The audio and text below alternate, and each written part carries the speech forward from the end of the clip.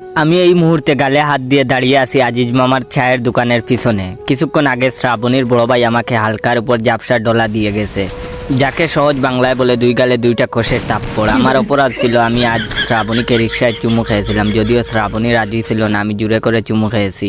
তারপর শ্রাবণীর কি একটা কমন সেন্স নেই, এ কথাটা নিজের বড় ভাইয়ের কাছে শেয়ার করতে হবে।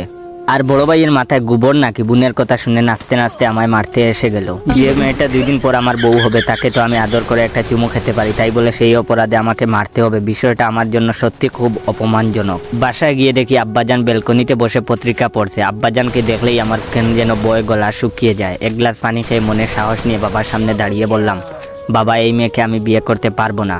বাবা পত্রিকা থেকে মুখ সরিয়ে আমার দিকে রাগি রাগি চোখে তাকিয়ে বলল, কেন বিয়ে করতে পারবি না? আমি মনে মনে ভাবলাম, এখন যদি বাবাকে বলি আমি শ্রাবণীকে চুমু খেয়েছিলাম, সেজন্য ওর ভাই আমাকে মেরেছে, তাই আমি শ্রাবণীকে বিয়ে করবো না, তাহলে আমার কপালে খারাপ আছে। তাই আমি